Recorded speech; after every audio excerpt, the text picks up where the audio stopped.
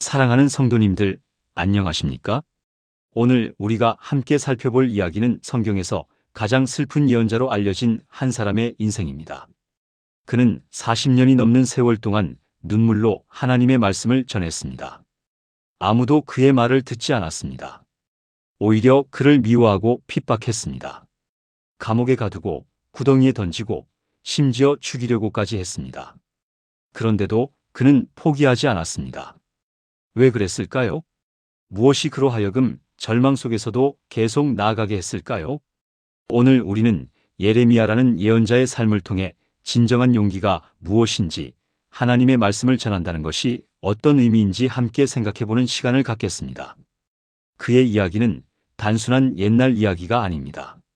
고고학적 발굴과 역사적 기록으로 확인된 실제 사건들입니다. 지금부터 함께 들어가 보시겠습니다. 기원전 627년 예루살렘에서 북쪽으로 약 5km 떨어진 아나돗이라는 작은 마을이 있었습니다. 오늘날로 치면 서울에서 성북구 정도 되는 거리입니다. 걸어서 1시간 남짓이면 갈 수 있는 가까운 곳이었지요. 이곳은 제사장 가문이 대대로 살아온 곳이었습니다.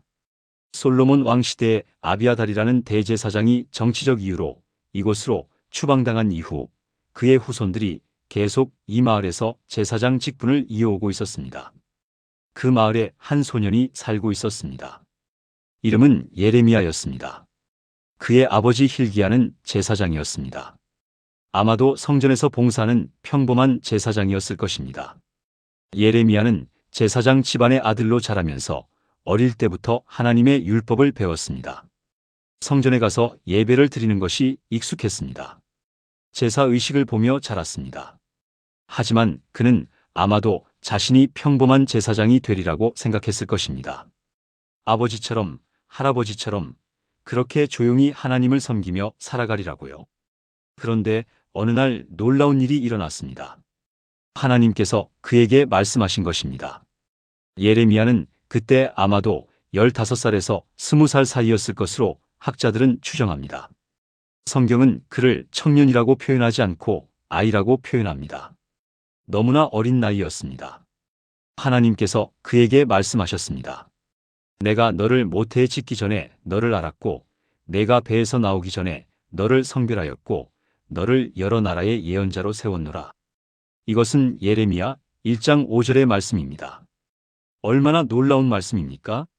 하나님께서는 예레미야가 태어나기도 전에, 아니 그의 어머니 뱃속에 생명이 생기기도 전에 이미 그를 아셨다는 것입니다. 그리고 특별한 목적을 위해 그를 구별해 놓으셨다는 것입니다. 여러 나라의 예언자로 세우셨다는 것입니다. 예레미야는 깜짝 놀랐습니다. 자신 같은 어린 사람이 어떻게 예언자가 될 수 있단 말입니까? 예언자라는 것은 엘리야 같은 위대한 사람들이 하는 일 아닙니까? 모세 같은 지도자들이 하는 일 아닙니까? 자신은 그저 작은 마을의 평범한 제사장 집안 아들일 뿐인데요. 그는 하나님께 이렇게 대답했습니다. 아주 여호와여 보소서 나는 아이라 말할 줄을 알지 못하나이다. 이것은 예레미야 1장 6절의 말씀입니다. 이 말씀이 얼마나 솔직한 고백입니까? 예레미야는 자신의 부족함을 잘 알고 있었습니다. 말주변도 없었습니다. 사람들 앞에서 연설해 본 경험도 없었습니다. 왕이나 고관들과 대화해 본 적도 없었습니다. 그저 어린 소년이었을 뿐입니다. 하지만 하나님의 대답은 단호했습니다. 너는 아이라 말하지 말고 내가 너를 누구에게 보내든지 너는 가며 내가 내게 무엇을 명령하든지 너는 말할지니라. 너는 그들 때문에 두려워하지 말라. 내가 너와 함께하여 너를 구원하리라. 여호와의 말씀이니라. 이것은 예레미야 1장 7절부터 8절의 말씀입니다. 이것은 명령이었습니다. 동시에 약속이었습니다. 예레미야는 거부할 수 없었습니다. 하나님께서는 손을 내밀어 예레미야의 입에 대시며 말씀하셨습니다. 보라, 내가 내 말을 내 입에 두었노라. 보라, 내가 오늘 너를 여러 나라와 여러 왕국 위에 세워 내가 뽑으며 파괴하며 파멸하며 넘어뜨리며 건설하며 심게 하였느니라. 이것은 예레미야 1장 9절부터 10절의 말씀입니다. 얼마나 무거운 사명입니까? 뽑고 파괴하고 파멸시키고 넘어뜨리는 일? 동시에 건설하고 심는 일, 이 모든 것을 한 젊은이의 어깨 위에 지우신 것입니다. 그렇게 예레미야의 예언자로서의 삶이 시작되었습니다. 그런데 그가 살던 시대는 어떤 시대였을까요? 이것을 이해하는 것이 매우 중요합니다. 당시 유다 왕국은 겉으로 보기에는 평화로웠습니다. 요시야 왕이 통치하고 있었습니다. 요시야는 역대 유다 왕들 중에서 가장 선한 왕 중 한 명이었습니다. 그는 8살에 왕이 되었지만 자라면서 하나님을 진심으로 찾는 사람이 되었습니다. 그의 통치 제18년에 놀라운 일이 일어났습니다. 성전을 수리하던 중에 율법책이 발견된 것입니다. 대제사장 hil기야가 그것을 발견했습니다. 아마도 신명기였을 것으로 학자들은 추정합니다. 요시야 왕은 그 율법책을 읽고 크게 놀랐습니다. 자신의 옷을 찢으며 회개했습니다. 그리고 대대적인 종교 개혁을 시작했습니다. 산당들을 헐었습니다. 아세라 목상들을 불태웠습니다. 우상을 섬기던 제사장들을 쫓아냈습니다. 심지어 베델에 있던 여로보암의 제단까지 파괴했습니다. 그리고 오랫동안 지키지 않았던 유월절을 다시 지켰습니다. 사사시대 이후로 이런 유월절이 없었다고 성경은 기록합니다. 겉으로 보기에는 완벽한 부흥이었습니다. 백성들은 우상을 버리고 여호와께 예배드리는 것처럼 보였습니다. 하지만 예레미야는 알았습니다. 그것이 겉모습일 뿐이라는 것을요. 하나님께서 예레미야에게 보여주신 것은 백성들의 마음속이었습니다.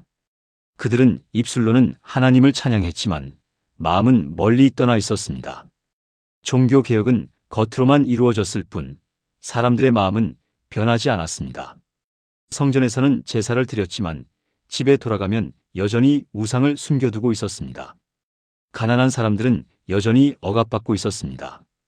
과부와 고아들은 돌봄을 받지 못했습니다. 재판은 뇌물로 좌우되었습니다. 제사장들조차 부정직했습니다. 예언자들은 거짓을 말하고 있었습니다. 평강이 없는데도 평강하다고 외치고 있었습니다. 이것이 예레미야가 본 유다의 진짜 모습이었습니다. 하나님께서는 예레미야에게 이런 상황을 똑바로 보여주셨습니다. 그리고 놀라운 메시지를 전하라고 하셨습니다. 북쪽에서 재앙이 올 것이라고요. 바벨론이라는 강대국이 쳐들어와서 예루살렘을 멸망시킬 것이라고요. 성전이 무너질 것이라고요. 백성들이 포로로 끌려갈 것이라고요. 상상이 되십니까? 이런 메시지를 전해야 하는 젊은 예언자의 심정이 어땠을까요? 예레미야는 두려웠습니다. 아무도 이런 말을 듣고 싶어 하지 않을 것을 알았습니다. 특히 성전이 있는 예루살렘이 망한다는 말은 신성 모독처럼 들릴 것이었습니다. 사람들은 이렇게 생각했습니다. 하나님의 성전이 있는데 어떻게 예루살렘이 망할 수 있겠는가? 하나님께서 우리를 보호하실 것이다. 우리는 아브라함의 자손이 아닌가? 우리는 선택받은 민족이 아닌가? 하지만 예레미야는 하나님의 말씀을 전해야 했습니다. 그는 예루살렘 거리로 나갔습니다.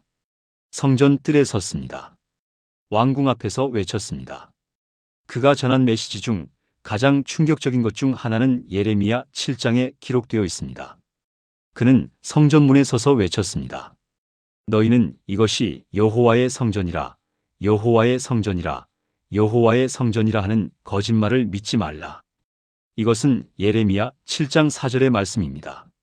사람들이 계속 주문처럼 외우던 말을 거짓이라고 선포한 것입니다. 그는 계속해서 말했습니다. 너희가 도둑질하며 살인하며 간음하며 거짓 맹세하며 바알에게 분향하며 너희가 알지 못하는 다른 신들을 따르면서 내 이름으로 일컬음을 받는 이 성전에 들어와서 내 앞에 서서 말하기를 우리가 구원을 얻었나이다 하느냐. 이는 이 모든 가증한 일을 행하려 함이로다. 이것은 예레미야 7장 9절부터 10절의 말씀입니다. 얼마나 직설적인 책망입니까? 사람들은 죄를 짓고 성전에 와서 예배드리면 용서받을 것이라고 생각했습니다. 하지만 예레미야는 그것이 거짓된 안정감이라고 외쳤습니다. 그리고 더 충격적인 말을 했습니다. 너희는 실로로 가서 내가 처음으로 내 이름을 둔 곳을 보고 내 백성 이스라엘의 악을 인하여 내가 어떻게 행하였는지 알아보라. 여호와의 말씀이니라. 이제 너희가 그 모든 일을 행하였으며 내가 끊임없이 말하여도 듣지 아니하였고 너희를 불러도 대답하지 아니하였으므로 내가 실로의 행함같이 너희가 의뢰하는 이 성전 곧 너희와 너희 조상들에게 준 이곳에 행하겠고 내가 너희 모든 형제 곧 에브라임 자손을 쫓아낸 것 같이 너희를 내 앞에서 쫓아내리라. 이것은 예레미야 7장 12절부터 15절의 말씀입니다. 실로는 한때 하나님의 성막이 있던 곳이었습니다. 하지만 블레셋과의 전쟁에서 언약궤를 빼앗기고 멸망했습니다. 예레미야는 예루살렘도 그렇게 될 것이라고 경고한 것입니다. 이 말을 들은 사람들의 반응은 어땠을까요? 분노였습니다. 제사장들과 예언자들이 예레미야를 붙잡았습니다. 백성들이 다 예레미야를 에워쌌습니다. 그들은 소리쳤습니다. 너는 반드시 죽으리라. 어찌하여 내가 여호와의 이름으로 예언하여 이르기를 이 성전이 실로 같이 되겠고 이 성이 황폐하여 주민이 없으리라 하느냐? 이것은 예레미야 26장 9절의 말씀입니다. 예레미야는 죽음의 위협 앞에 섰습니다. 성난 군중들이 그를 둘러싸고 있었습니다. 제사장들과 예언자들은 그를 죽이기로 결정했습니다. 그들은 고관들에게 말했습니다. 이 사람은 죽어 마땅하니 너희 귀로 들음같이 이 성을 쳐서 예언하였느니라. 이것은 예레미야 26장 11절의 말씀입니다. 하지만 예레미야는 물러서지 않았습니다. 그는 담대하게 말했습니다. 여호와께서 참으로 나를 보내사 이 모든 말로 너희 귀에 예언하게 하셨느니라. 그러므로 이제 너희는 너희 길과 행위를 고치고 너희 하나님 여호와의 목소리를 청종하라. 그리하면 여호와께서 너희에게 선고하신 재앙에 대하여 뜻을 돌이키시리라. 나는 너희 손에 있으니 너희 소견에 선한 대로 좋은 대로 하라. 이것은 예레미야 26장 12절부터 14절의 말씀입니다. 얼마나 용기 있는 말씀입니까? 나를 죽이든지 말든지 하라는 것입니다. 하지만 하나님의 말씀은 변하지 않는다는 것입니다. 그리고 그는 경고했습니다. 너희는 분명히 알라. 너희가 나를 죽이면 정녕 무죄한 피를 너희 몸과 이 성과 이 성 주민에게로 돌아가게 하리라. 이는 여호와께서 진실로 나를 보내사 이 모든 말을 너희 귀에 이르게 하셨음이라. 이것은 예레미야 26장 15절의 말씀입니다. 다행히 그날은 몇몇 고관들이 예레미야를 변호해 주었습니다. 그들은 과거를 상기시켰습니다. 히스기야 왕 시대의 미가 예언자도 비슷한 예언을 했지만 죽임을 당하지 않았다고요. 오히려 히스기야 왕이 여호와를 두려워하여 회개했다고요. 그래서 예레미야는 그날 목숨을 건졌습니다. 하지만 이것은 시작에 불과했습니다. 앞으로 40년 넘게 이런 일들이 계속될 것이었습니다. 시간이 흘렀습니다. 기원전 609년 요시야 왕이 무깃도 전투에서 애굽 왕 바로 느고에게 죽임을 당했습니다. 백성들은 요시야의 아들 여호아하스를 왕으로 세웠습니다. 하지만 여호아하스는 겨우 석 달 만에 바로 느고에게 폐위되어 애굽으로 끌려갔습니다. 바로는 여호야김을 왕으로 세웠습니다. 여호야김은 악한 왕이었습니다. 그는 요시야의 종교 개혁을 거부했습니다. 우상 숭배가 다시 성행했습니다. 불의와 압제가 만연했습니다. 여호야김 왕은 백성들에게 무거운 세금을 거두어 자신을 위한 화려한 궁전을 지었습니다. 강제 노역을 시키면서도 품삯을 주지 않았습니다. 예레미야는 이 왕을 향해 하나님의 심판을 선포했습니다. 불의를 행하여 그 집을 세우며 부정하게 그 다락방을 지으며 그 이웃을 고용하고 그의 품삯을 주지 아니하는 자에게 화 있을진저. 이것은 예레미야 22장 13절의 말씀입니다. 예레미야는 계속해서 여호야김을 책망했습니다. 내 아버지가 먹고 마시며 공의와 정의를 행함으로 형통하지 아니하였느냐? 그가 가난한 자와 궁핍한 자를 신원하고 형통하였나니 이것이 나를 알미 아니냐? 여호와의 말씀이니라. 그러나 내 눈과 마음은 탐욕과 무죄한 피를 흘림과 압박과 포악을 행하려 할 뿐이니라.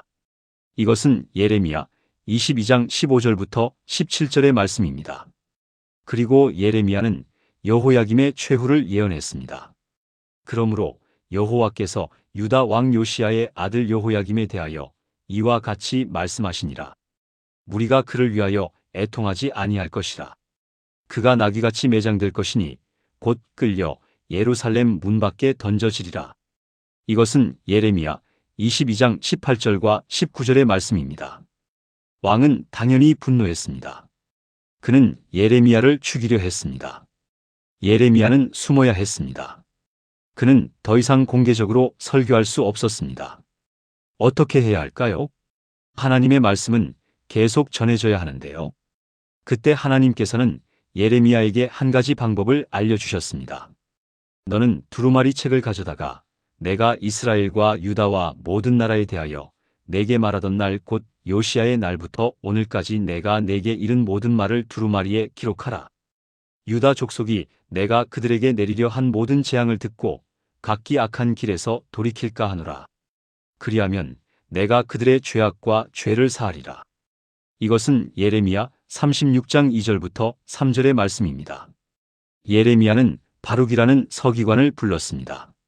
바룩은 예레미야의 충실한 동역자였습니다.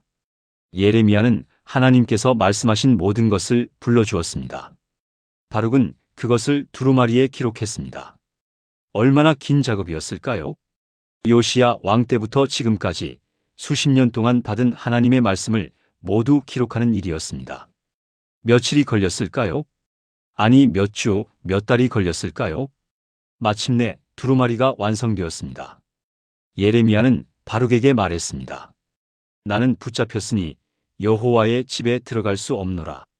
그러므로 너는 들어가서 나의 구전으로 두루마리에 기록한 여호와의 말씀을 금식일에 여호와의 집에 있는 백성의 귀에 낭독하고 유다 모든 성읍에서 온 자들의 귀에도 낭독할지니라. 이것은 예레미야 36장 5절부터 6절의 말씀입니다. 바룩은 용기를 내어 성전으로 갔습니다. 기원전 604년 아홉째 달이었습니다. 왕과 예루살렘 모든 백성과 유다 성읍들에서 예루살렘에 온 모든 백성이 여호와 앞에서 금식을 선포했습니다. 바룩은 그날을 택했습니다. 그는 성전의 세 문 어귀, 서기관 그마랴의 방에서 두루마리를 낭독했습니다. 많은 사람이 그 말씀을 들었습니다. 그마랴의 아들 미가야도 그곳에 있었습니다. 그는 두루마리의 모든 말씀을 듣고 왕궁으로 내려갔습니다. 거기에는 모든 고관들이 모여 있었습니다. 미가야는 그들에게 바룩이 낭독한 모든 말씀을 고했습니다. 고관들은 놀랐습니다. 그들은 사람을 보내어 바룩을 데려오게 했습니다. 바룩이 두루마리를 가지고 그들에게 왔습니다. 그들이 바룩에게 말했습니다.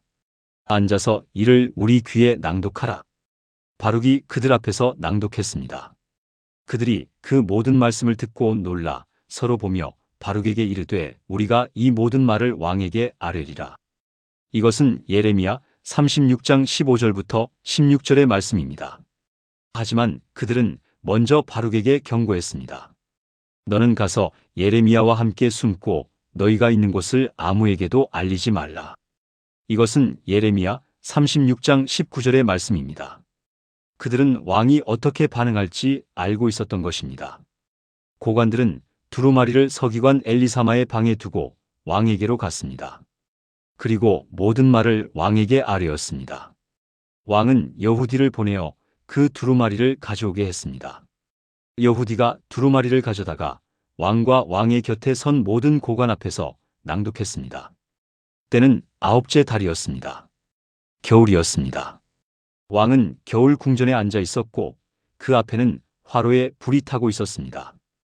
여후디가 서너 쪽을 낭독하면 왕이 그것을 칼로 그어 베어 화로 불에 던져 넣었습니다. 그리고 다시 낭독하면 또 잘라서 불에 던졌습니다. 두루마리를 다 태워버릴 때까지 그렇게 했습니다. 왕과 그의 모든 신하가 이 모든 말을 듣고도 두려워하거나 그의 옷을 찢지 아니하였습니다. 이것은 예레미야 36장 22절부터 24절의 말씀입니다. 엘라단과 들라야와 그마랴가 왕께 두루마리를 불사르지 말기를 간청하였으나 왕이 듣지 아니하였습니다.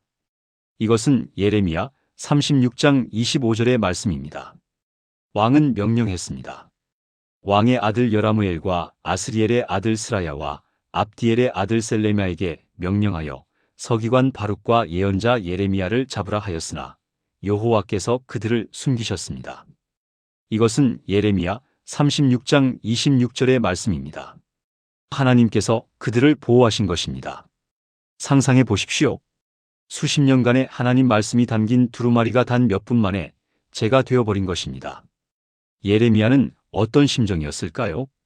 절망했을까요? 포기했을까요? 아니었습니다. 왕이 두루마리와 그 가운데 기록한 말씀을 불사른 후에 여호와의 말씀이 예레미야에게 임하니라. 이것은 예레미야 36장 27절의 말씀입니다. 하나님께서 다시 예레미야에게 말씀하셨습니다. 너는 다시 다른 두루마리를 가지고 유다의 왕 여호야김이 불사른 첫 두루마리의 모든 말을 기록하고 너는 유다 왕 여호야김에 대하여 이같이 말하라. 여호와께서 이와 같이 말씀하시되 내가 이 두루마리를 불사르며 말하기를 내가 어찌하여 바벨론 왕이 반드시 와서 이 땅을 멸하고 사람과 짐승을 이 땅에서 없어지게 하리라 하는 말을 이 두루마리에 기록하였느냐 하도다. 이것은 예레미야 36장 28절부터 29절의 말씀입니다. 그리고 하나님께서는 여호야김에 대한 심판을 선포하셨습니다. 그러므로 여호와께서 유다 왕 여호야김에 대하여 이와 같이 말씀하시니라. 그에게 다윗의 왕위에 앉을 자가 없을 것이요 그의 시체는 버려져서 낮에는 더위, 밤에는 추위를 당하리라. 이것은 예레미야 36장 30절의 말씀입니다. 예레미야는 다시 시작했습니다. 바룩을 불러 처음부터 다시 기록했습니다. 이번에는 더 많은 내용이 추가되었습니다. 이에 예레미야가 다른 두루마리를 가져다가 네리야의 아들 서기관 바룩에게 주매 그가 유다 왕 여호야김이 불사른 두루마리의 모든 말을 예레미야가 전하는 대로 기록하고 그 외에도 그 같은 말을 많이 더하였더라. 이것은 예레미야 36장 32절의 말씀입니다. 얼마나 놀라운 인내심입니까? 얼마나 확고한 믿음입니까? 왕이 불태워도 사람들이 듣지 않아도 예레미야는 계속했습니다. 왜냐하면 그것이 하나님의 말씀이었기 때문입니다. 시간이 흘렀습니다. 기원전 605년 바벨론의 느부갓네살 왕이 갈그미스 전투에서 애굽을 대파했습니다. 이제 바벨론이 중동의 새로운 패권 국가가 되었습니다. 예레미야의 예언이 현실이 되기 시작한 것입니다. 여호야김은 3년 동안 느부갓네살을 섬겼지만 그 후에 배반했습니다. 기원전 597년 느부갓네살이 예루살렘을 포위했습니다. 여호야김은 그 와중에 죽었습니다. 그의 아들 여호야긴이 왕이 되었습니다. 하지만 여호야긴은 겨우 석 달 열흘만 통치했습니다. 그는 바벨론 왕에게 항복했습니다. 느부갓네살은 여호야긴과 그의 어머니, 그의 신하들, 고관들, 환관들을 바벨론으로 끌고 갔습니다. 또한 예루살렘의 모든 용사 7,000명과 장인과 대장장이 1,000명을 사로잡아 갔습니다. 성전의 보물과 왕궁의 보물도 다 가져갔습니다. 이것이 첫 번째 포로였습니다. 예레미야의 예언대로였습니다. 느부갓네살은 여호야긴의 숙부 마따니아를 왕으로 세우고 그의 이름을 시드기야라고 바꾸었습니다. 시드기야는 약한 왕이었습니다. 그는 예레미야의 말을 듣고 싶어 했습니다. 여러 번 비밀리에 예레미야를 불러 조언을 구했습니다. 하지만 결국 그는 다른 고관들의 말에 귀를 기울였습니다. 그 고관들은 거짓 예언자들의 말을 믿었습니다. 거짓 예언자들은 이렇게 말했습니다. 바벨론의 멍에가 곧 꺾일 것이다. 포로로 끌려간 사람들이 2년 안에 돌아올 것이다. 성전 기구들이 다시 돌아올 것이다. 예레미야는 이것이 거짓임을 알았습니다.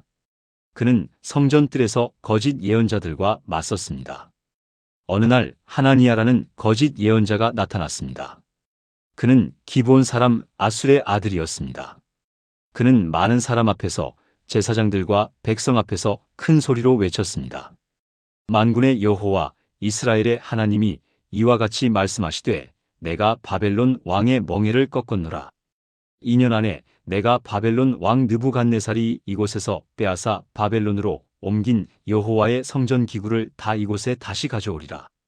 내가 또 유다 왕 여호야김의 아들 여호야긴과 바벨론으로 간 유다 모든 포로를 이곳으로 다시 돌아오게 하리니 이는 내가 바벨론 왕의 멍에를 꺾을 것임이라 여호와의 말씀이니라. 이것은 예레미야 28장 2절부터 4절의 말씀입니다. 사람들은 환호했습니다. 얼마나 듣기 좋은 말입니까? 예레미야도 그 자리에 있었습니다. 그의 목에는 나무 멍에가 걸려 있었습니다. 하나님께서 명령하신 상징적 행동이었습니다. 바벨론의 멍에를 메고 섬기라는 의미였습니다. 예레미야는 하나니아에게 말했습니다. 아멘. 여호와는 이같이 하옵소서. 여호와께서 내 예언을 이루사 내가 예언한 대로 여호와의 집 기구와 모든 포로를 바벨론에서 이곳으로 다시 옮겨오시기를 원하노라.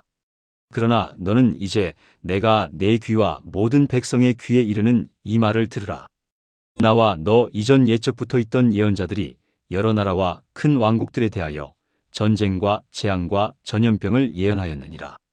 평강을 예언하는 예언자는 그 예언자의 말이 응한 후에야 그는 진실로 여호와께서 보내신 예언자로 알려지리라. 이것은 예레미야 28장 6절부터 9절의 말씀입니다. 그러자 하나니아가 화를 냈습니다. 그는 예레미야의 목에서 나무 멍에를 빼앗아 부러뜨렸습니다. 그리고 모든 백성 앞에서 외쳤습니다. 여호와께서 이와 같이 말씀하시되 내가 이와 같이 2년 안에 모든 나라의 목에서 바벨론 왕 느부갓네살의 멍에를 꺾어버리리라. 이것은 예레미야 28장 11절의 말씀입니다. 예레미야는 아무 말 없이 그곳을 떠났습니다. 하지만 얼마 후 여호와의 말씀이 그에게 임했습니다. 너는 가서 하나니아에게 말하기를 여호와께서 이와 같이 말씀하시되 내가 나무 멍에를 꺾었으나 그 대신 쇠 멍에를 만들었느니라. 만군의 여호와 이스라엘의 하나님이 이와 같이 말씀하시되 내가 쇠 멍에를 이 모든 나라의 목에 메어 바벨론의 왕 느부갓네살을 섬기게 하였으니 그들이 그를 섬기리라. 이것은 예레미야 28장 13절부터 14절의 말씀입니다. 그리고 예레미야는 하나니아에게 직접 심판을 선포했습니다.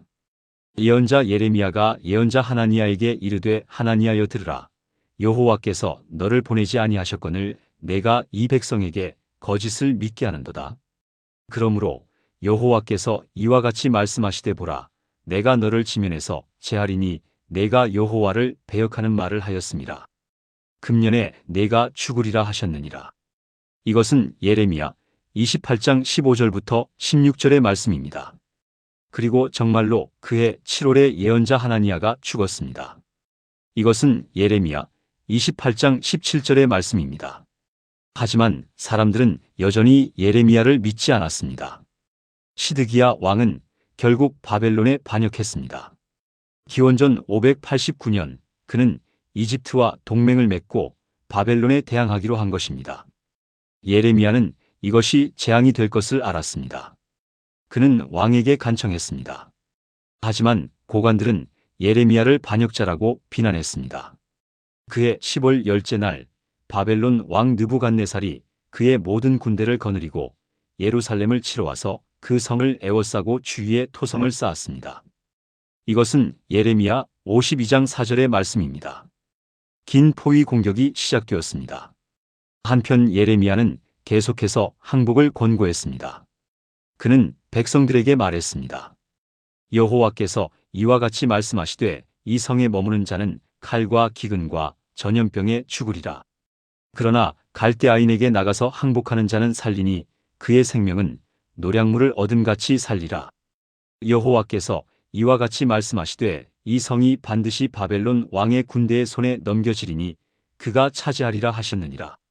이것은 예레미야 38장 2절부터 3절의 말씀입니다. 고관들은 이 말을 듣고 분노했습니다. 그들은 왕에게 말했습니다. 이 사람이 죽기를 당하여야 하겠나이다. 그가 이같이 말하여 이 성에 남은 군사의 손과 모든 백성의 손을 약하게 하나이다. 이 사람은 이 백성의 평안을 구하지 아니하고 해를 구하나이다. 이것은 예레미야 38장 4절의 말씀입니다. 시드기야 왕은 약했습니다. 그는 말했습니다. 그가 너희 손에 있느니라. 왕은 너희를 거스를 힘이 없느니라. 이것은 예레미야 38장 5절의 말씀입니다. 고관들은 예레미야를 붙잡았습니다. 그들이 예레미야를 가져다가 시위대 뜰에 있는 왕의 아들 말기야의 구덩이에 던져 넣었는데 그들이 예레미야를 밧줄로 달아내렸더라. 그 구덩이에는 물이 없고 진흙뿐이므로 예레미야가 진흙 속에 빠졌더라. 이것은 예레미야 38장 6절의 말씀입니다. 어둡고 습한 구덩이 속에서 예레미야는 진흙에 빠져 허우적거렸습니다. 그곳에서 굶어 죽게 하려는 것이었습니다. 물도 없었습니다. 음식도 없었습니다. 그는 천천히 죽어가고 있었습니다. 이제 정말 끝인가? 40년 가까이 하나님의 말씀을 전했는데 이렇게 끝나는 것인가? 하지만 하나님께서는 그를 버리지 않으셨습니다. 궁중에 에벤멜렉이라는 에티오피아 출신 내시가 있었습니다. 그는 왕이 베냐민 문에 앉았을 때에 왕에게 고하여 이르되 내 주 왕이여 저 사람들이 예언자 예레미야에게 행한 모든 일은 악하니이다. 성중에 떡이 떨어졌거늘 그들이 그를 구덩이에 던졌으니 그가 거기에서 굶어 죽으리이다. 이것은 예레미야 38장 9절의 말씀입니다. 왕은 마음이 움직였습니다. 그는 에벤멜렉에게 명령했습니다. 너는 여기서 30명을 데리고 가서 예언자 예레미야가 죽기 전에 그를 구덩이에서 끌어내라. 이것은 예레미야 38장 10절의 말씀입니다. 에벤멜렉은 서둘러 갔습니다. 그는 사람들을 데리고 왕궁 곳간 밑에 들어가서 거기에서 헝겊과 해진 옷을 가지고 나와서 그것을 구덩이에 있는 예레미야에게 밧줄로 내리우며 구스 사람 에벤멜렉이 예레미야에게 이르되 너는 이 헝겊과 해진 옷을 내 겨드랑이에 대고 밧줄을 그 위에 대라. 예레미야가 그대로 하매 그들이 밧줄로 예레미야를 구덩이에서 끌어낸지라. 이것은 예레미야 38장 11절부터 13절의 말씀입니다. 얼마나 세심한 배려입니까? 밧줄이 살을 파고들지 않도록 헝겊을 대게 한 것입니다. 예레미야는 그렇게 구덩이에서 끌어올려졌습니다. 예레미야가 시위대 뜰에 머무니라. 이것은 예레미야 38장 13절의 말씀입니다. 여전히 갇혀 있었지만 적어도 죽음에서는 벗어났습니다. 그런데 놀라운 일은 그 다음이었습니다. 시드기야 왕이 사람을 보내어 예언자 예레미야를 데려다가 여호와의 성전 제산문에서 자기에게 이르게 하고 왕이 예레미야에게 이르되 내가 네게 한 가지를 물으리니 이로인들 내게 숨기지 말라. 이것은 예레미야 38장 14절의 말씀입니다. 예레미야는 솔직했습니다. 예레미야가 시드기야에게 이르되 내가 왕에게 대답하여도 왕이 결단코 나를 죽이지 아니하시리이까? 내가 왕에게 권하여도 왕이 듣지 아니하시리이다. 이것은 예레미야 38장 15절의 말씀입니다. 시드기야 왕이 비밀이 예레미야에게 맹세하여 이르되 우리에게 이 영혼을 지으신 여호와께서 살아계심을 두고 맹세하노니 내가 너를 죽이지도 아니하겠고 내 생명을 찾는 그 사람들의 손에 넘기지도 아니하리라. 이것은 예레미야 38장 16절의 말씀입니다. 그제야 예레미야는 말했습니다. 예레미야가 시드기야에게 이르되 만군의 하나님이신 여호와 이스라엘의 하나님이 이와 같이 말씀하시니라. 내가 만일 바벨론 왕의 고관들에게 항복하면 내 생명이 살겠고 이 성이 불사름을 당하지 아니하겠고 너와 내 가족이 살려니와 내가 만일 나가서 바벨론 왕의 고관들에게 항복하지 아니하면 이 성이 갈대아인의 손에 넘겨지리니 그들이 이 성을 불사를 것이며 너는 그들의 손에서 벗어나지 못하리라. 이것은 예레미야 38장 17절부터 18절의 말씀입니다. 하지만 시드기야 왕은 두려웠습니다. 시드기야 왕이 예레미야에게 이르되 나는 갈대아인에게 항복한 유다인들을 두려워하노라. 갈대아인이 나를 그들의 손에 넘겨주면 그들이 나를 조롱할까 두려워하노라. 이것은 예레미야 38장 19절의 말씀입니다. 예레미야는 확신에 차서 말했습니다. 예레미야가 이르되 그들이 왕을 그들에게 넘기지 아니하리이다. 원하건대 내가 왕에게 말한 바 여호와의 목소리를 청종하소서. 그리하면 왕이 복을 받아 왕의 생명이 보존되리이다. 이것은 예레미야 38장 20절의 말씀입니다. 하지만 시드기야는 결국 결단을 내리지 못했습니다. 예레미야는 시위대 뜰에 머물렀습니다. 예루살렘이 함락되는 날까지요. 포위 공격은 계속되었습니다. 한 달, 두 달, 석 달이 지났습니다. 성 안에는 식량이 떨어졌습니다. 기근이 심해졌습니다. 사람들은 굶주렸습니다. 시드기야 왕 11년 4월 9일에 성이 함락되니라. 이것은 예레미야 39장 2절의 말씀입니다. 바벨론의 모든 고관이 들어와서 가운데 문에 앉았습니다. 시드기야 왕과 모든 군사가 그들을 보고 도망하여 밤에 왕의 동산길로 두담 사이 문을 통하여 성읍을 벗어나 아라바로 갔더니 갈대아인의 군대가 그들을 뒤쫓아 여리고 평원에서 시드기야를 따라잡아 그를 잡아가지고 하맛 땅 립블라로 올라가 바벨론의 왕 느부갓네살에게로 나아가매 느부갓네살이 그를 심문하였더라. 이것은 예레미야 39장 3절부터 5절의 말씀입니다. 바벨론 왕이 립블라에서 시드기야의 아들들을 그의 눈앞에서 죽였고 바벨론 왕이 또 유다의 모든 귀족을 죽였으며 시드기야의 두 눈을 빼게 하고 그를 바벨론으로 옮기려고 노사슬로 결박하였더라. 이것은 예레미야 39장 6절부터 7절의 말씀입니다. 예레미야가 예언한 대로였습니다. 시드기야는 자기 아들들이 죽임당하는 것을 봤습니다. 그것이 그가 본 마지막 장면이었습니다. 왜냐하면 바로 그 후에 그의 두 눈을 뽑아버렸기 때문입니다. 갈대아인이 왕궁과 백성의 집을 불사르며 예루살렘 성벽을 헐었고 시위대장 느부사라단이 성중에 남아있는 백성과 자기에게 항복한 자와 그 외에 남은 백성을 바벨론으로 잡아옮겼으며 시위대장 느부사라단이 아무 소유가 없는 가난한 백성을 유다 땅에 남겨두고 그날에 포도원과 밭을 그들에게 주었더라. 이것은 예레미야 39장 8절부터 10절의 말씀입니다. 40년 동안 예레미야가 경고했던 그 일이 일어난 것입니다. 예루살렘이 멸망했습니다. 성전이 불탔습니다. 백성들이 포로로 끌려갔습니다. 모든 것이 정확히 이루어졌습니다. 그런데 예레미야는 어떻게 되었을까요? 바벨론 왕 느부갓네살이 시위대장 느부사라단을 통하여 예레미야에 대하여 명령하여 이르되 그를 데려다가 그를 잘 돌보고 해하지 말며 그가 내게 말하는 대로 행하라 하였으므로 시위대장 느부사라단과 환관장 느부사스반과 술사장 네르갈사레셀과 바벨론 왕의 모든 고관이 사람을 보내어 예레미야를 시위대 뜰에서 취하여 내어 사반의 손자 아이감의 아들 그달리야에게 넘겨 그를 집으로 데려가게 하매 그가 백성 중에 거주하니라. 이것은 예레미야 39장 11절부터 14절의 말씀입니다. 놀라운 일이 아닙니까? 예레미야를 죽이려고 했던 것은 자기 백성이었습니다. 그를 보호한 것은 이방 왕이었습니다. 하나님의 말씀을 믿지 않았던 유다 사람들은 멸망했습니다. 하나님의 말씀을 전한 예언자는 구원받았습니다. 예레미야에게는 선택권이 주어졌습니다.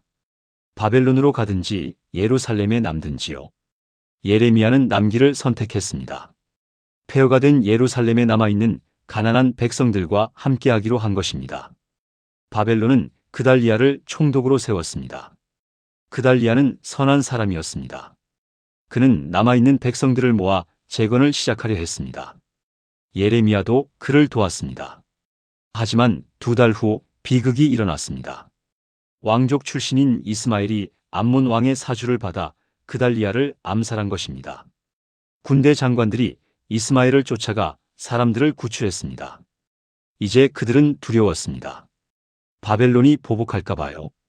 그들은 이집트로 도망가기로 결정했습니다. 하지만 그 전에 예레미야를 찾아왔습니다.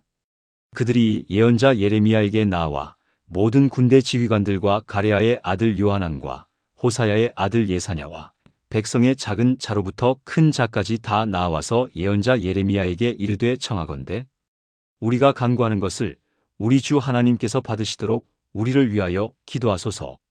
당신이 보시는 바와 같이 우리가 많았으나 남은 자가 적으니이다. 우리가 어디로 가며 무엇을 행할는지를 우리 주 하나님이 우리에게 보이시도록 우리를 위하여 기도하소서. 이것은 예레미야 42장 1절부터 3절의 말씀입니다. 예레미야는 대답했습니다. 예언자 예레미야가 그들에게 이르되 내가 들었노라. 내가 너희 말대로 너희 하나님 여호와께 기도하고 여호와께서 너희에게 대답하시는 대로 내가 너희에게 알리고 한마디도 숨기지 아니하리라. 이것은 예레미야 42장 4절의 말씀입니다. 그들도 맹세했습니다. 그들이 예레미야에게 이르되 우리가 우리 하나님 여호와께서 당신을 보내사 우리에게 이르시는 모든 말씀을 좋든지 싫든지 우리가 우리 하나님 여호와의 목소리를 청종하리니 우리가 우리 하나님 여호와의 목소리를 청종하면 복을 받으리이다. 이것은 예레미야 42장 5절부터 6절의 말씀입니다. 열흘 후에 여호와의 말씀이 예레미야에게 임했습니다. 예레미야는 그들을 모두 불렀습니다. 그리고 하나님의 말씀을 전했습니다. 만군의 여호와 이스라엘의 하나님이 이와 같이 말씀하시니라.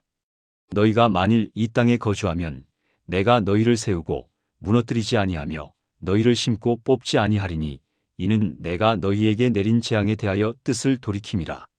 너희가 두려워하는 바벨론 왕을 두려워하지 말라. 이는 내가 너희와 함께하여 너희를 구원하며 그의 손에서 건지리라.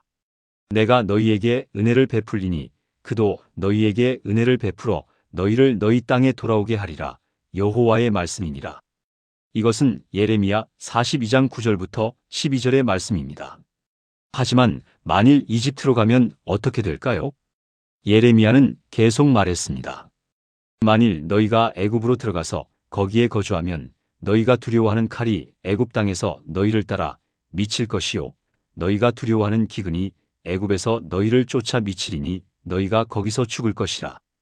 이것은 예레미야 42장 16절의 말씀입니다. 사람들의 반응은 어땠을까요? 그들은 화를 냈습니다. 가랴의 아들 요하난과 모든 군대 지휘관과 모든 백성이 예레미야에게 말하여 이르되 내가 거짓말을 하는도다. 우리 하나님 여호와께서 너를 보내어 말씀하시기를 너희는 애굽으로 가서 거기에 거주하지 말라 하지 아니하셨느니라. 이는 네리야의 아들 바룩이 너를 부추겨 우리를 대적하며 우리를 갈대아인의 손에 넘겨 죽이며 바벨론으로 잡아가게 하려 함이라. 이것은 예레미야 43장 2절부터 3절의 말씀입니다. 얼마나 억울한 비난입니까? 예레미야는 평생 하나님의 말씀만 전했습니다.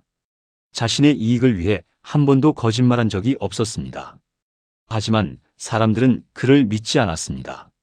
가랴의 아들 요하난과 모든 군대 지휘관과 모든 백성이 유다 땅에 살라 하신 여호와의 목소리를 청종하지 아니하고 가랴의 아들 요하난과 모든 군대 지휘관이 유다의 남은 자 곧 쫓겨났던 여러 나라 중에서 유다 땅에 살려고 돌아온 자들을 다 데리되 남자와 여자와 어린이와 왕의 딸들과 시위대장 느부사라단이 사반의 손자 아이감의 아들 그달리야에게 위탁한 모든 사람과 예언자 예레미야와 네리야의 아들 바룩을 데리고 애굽 땅에 들어가 답바네스에 이르렀으니 그들이 여호와의 목소리를 청종하지 아니함이 이러하였더라.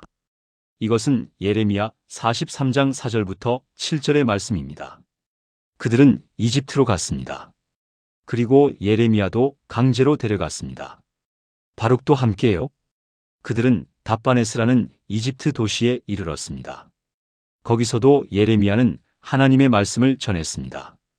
그는 큰 돌들을 가져다가 답바네스 바로의 궁 어기 벽돌 깔린 곳에 진흙으로 감추고 유다 사람들에게 이르되 만군의 여호와 이스라엘의 하나님이 이와 같이 말씀하시니라. 보라, 내가 사람을 보내어 내 종 바벨론의 왕 느부갓네살을 부를 것이라.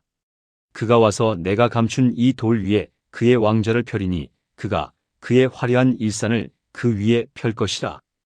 이것은 예레미야 43장 9절부터 10절의 말씀입니다.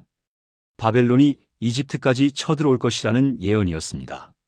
하지만 이집트로 도망온 유다 사람들은 또다시 우상을 섬기기 시작했습니다. 특히 하늘의 여왕이라고 불리는 우상에게 분향하고 전제를 드렸습니다. 예레미야는 그들을 책망했습니다. 하지만 사람들의 대답은 놀라웠습니다. 그들은 오히려 이렇게 말했습니다. 우리가 하늘의 여왕에게 분향하며 그 앞에 전제를 드리던 때에는 음식물이 풍부하며 복을 받고 재앙을 만나지 아니하였더니 우리가 하늘의 여왕에게 분향하며 그 앞에 전제 드리기를 그친 후부터는 모든 것이 부족하고 칼과 기근에 소멸을 당하였느니라. 이것은 예레미야 44장 17절부터 18절의 말씀입니다. 얼마나 어리석은 말입니까? 우상을 섬길 때 복을 받았다고 생각한 것입니다. 예레미야는 슬펐습니다. 그는 그들에게 마지막 경고를 했습니다.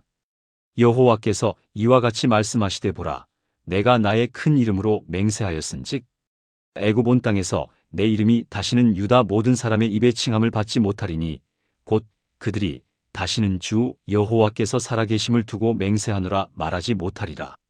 보라, 내가 그들을 살피리니 재앙을 내리고 복은 내리지 아니할 것이라. 애굽 땅에 있는 유다 모든 사람이 칼과 기근에 망하여 멸절되리라. 이것은 예레미야 44장 26절부터 27절의 말씀입니다. 이것이 성경에 기록된 예레미야의 마지막 예언입니다. 그 후 예레미야가 어떻게 되었는지는 성경에 나와 있지 않습니다. 전승에 따르면 그는 이집트에서 자기 백성에게 돌에 맞아 죽었다고 합니다. 확실한 것은 그가 끝까지 하나님의 말씀을 전했다는 것입니다. 아무도 듣지 않았지만요. 아무도 믿지 않았지만요. 오히려 그를 미워하고 핍박했지만요. 그는 포기하지 않았습니다. 사랑하는 성도님들, 예레미야의 이야기는 우리에게 깊은 울림을 줍니다. 우리도 때로 진실 때문에 외로울 수 있습니다. 옳은 일을 하다가 오해받을 수 있습니다. 하나님의 뜻을 따르다가 고난받을 수 있습니다. 그럴 때 우리는 예레미야를 기억해야 합니다. 40년 넘게 눈물로 하나님의 말씀을 전한 그 예언자를요. 아무도 듣지 않았지만 포기하지 않은 그 믿음을요. 절망 속에서도 희망을 전한 그 용기를요. 예레미야는 결국 승리했습니다. 그의 모든 예언이 이루어졌으니까요. 그의 말씀이 성경에 기록되어 오늘날까지 우리에게 전해지니까요. 역사는 예레미야가 옳았음을 증명했습니다. 고고학적 발굴도 예레미야의 예언이 정확했음을 보여줍니다.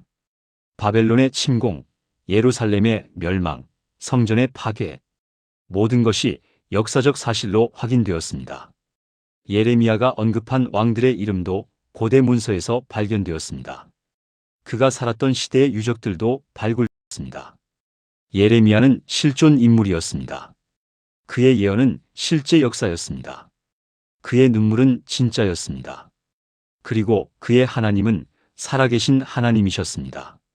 여러분이 이 영상을 재미있게 보셨다면 좋아요 버튼을 눌러주시고 댓글로 여러분의 생각을 나눠주세요. 구독과 알림 설정도 해주시면 다음 영상도 놓치지 않고 보실 수 있습니다. 다음 시간에는 또 다른 성경 인물의 놀라운 이야기로 찾아뵙겠습니다. 사랑하는 성도님들, 늘 건강하시고 하나님의 은혜가 여러분과 함께 하시길 축복합니다. 감사합니다.